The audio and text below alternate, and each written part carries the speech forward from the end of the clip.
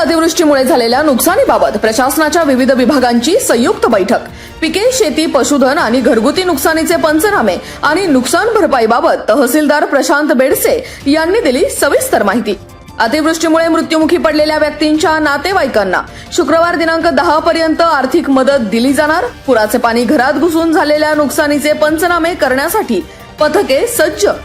पुराच्या पाण्यात रस्ते वाहून गेल्यामुळे तालुक्यातील काही गावांचा संपर्क तुटला.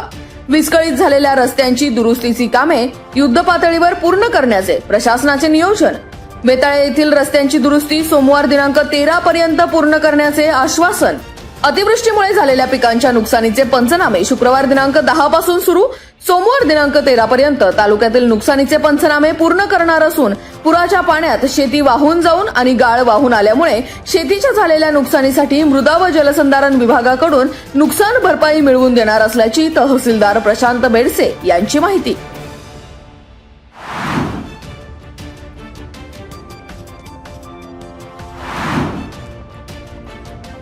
तीन दिवसांच्या अतिवृष्टीमुळे खेड तालुक्यातील शेतकरी हवालदिल. पश्चिम पट्ट्यातील आंबोलीत ढगफुटीचा तडाखा. भात शेतीचे प्रचंड नुकसान. आंबोलीतील सांबरकडा डोंगरावरून आलेल्या पुराच्या लोंढ्याने पायथ्याच्या शेतातील बांध फुटले. शेताच्या बांधांसोबत भात खाचरातील मातीही वाहून गेल्याने शेती पूर्णपणे उद्ध्वस्त. बांध पुन्हा बांधून शेती उभारण्यासाठी लाखो रुपयांचा खर्च अपेक्षित.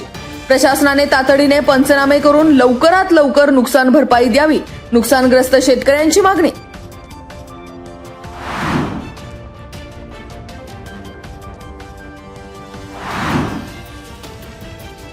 राजगुरुनगर येथील हुतात्मा राजगुरू राष्ट्रीय स्मारकाच्या कामाला गती मिळावी. भूसंपादनातील अडथळे दूर करून काम तातडीने पूर्ण करण्याबाबत सकारात्मक चर्चा. वाढीव निधीची तरतूद करून कामाला गती द्यावी. सांस्कृतिक कार्यमंत्री आशिष शेलार यांच्या अध्यक्षतेखाली झालेल्या बैठकीत आमदार बाबाजी काळे यांची मागणी. पहिल्या टप्प्यातील मंजूर 104 कोटींच्या कामातील अवघे 15 ते 20% काम पूर्ण. अतिशय संथ गतीने सुरू असलेल्या या कामाला गती देण्यासाठी अधिकचा निधी मंजूर करून भूसंपादनातील अडचणी दूर कराव्या.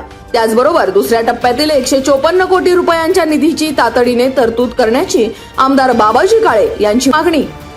यावेळी मंत्री सुधीर मुनगंटीवार, आमदार राजेश वानखेडे, आमदार सचिन कल्याण शेट्टी, आमदार सुलभा खोडगे यांच्यासह सांस्कृतिक विभाग, जिल्हा नियोजन, पुरातत्व संचालनालय आणि PWD विभागाच्या अधिकाऱ्यांची उपस्थिती.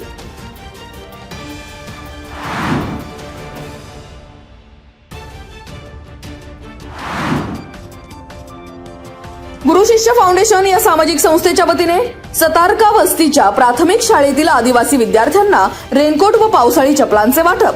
शाळा व्यवस्थापन समितीचे अध्यक्ष सुनील वाबळे, उपाध्यक्ष छाया पवार आणि मुख्याध्यापक मांजरे यांच्या हस्ते वितरण. पावसाळ्याच्या पार्श्वभूमीवर सतारका वस्ती गावातल्या विकासवाडी ठाकरवाडीच्या आदिवासी विद्यार्थ्यांना पावसाळी साहित्याचे वाटप करून शालेय जीवनातील अडचणी दूर करण्याचा गुरु शिष्य फाउंडेशनचा मानस. यावेळी संस्थेचे संस्थापक अध्यक्ष मुगुडराव मोरे, कार्याध्यक्ष पवन सुर्वे, सचिव विवेकानंद शिंदे, उपाध्यक्ष दत्तात्रय वायकर, अमोल शिंदे, गोविंद टिजगे आणि शाळेच्या शिक्षकांची उपस्थिती.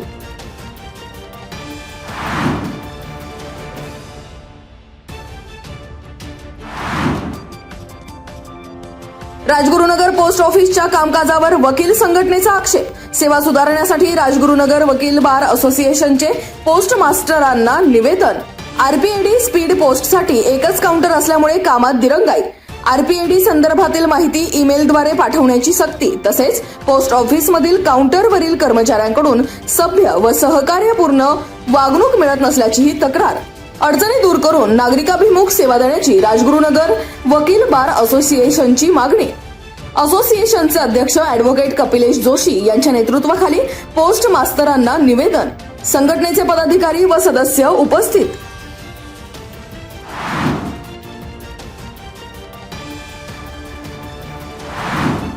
आता पाहुयात मागील 24 तासांमध्ये पडलेल्या पावसाची मंडलनिहाय नोंद.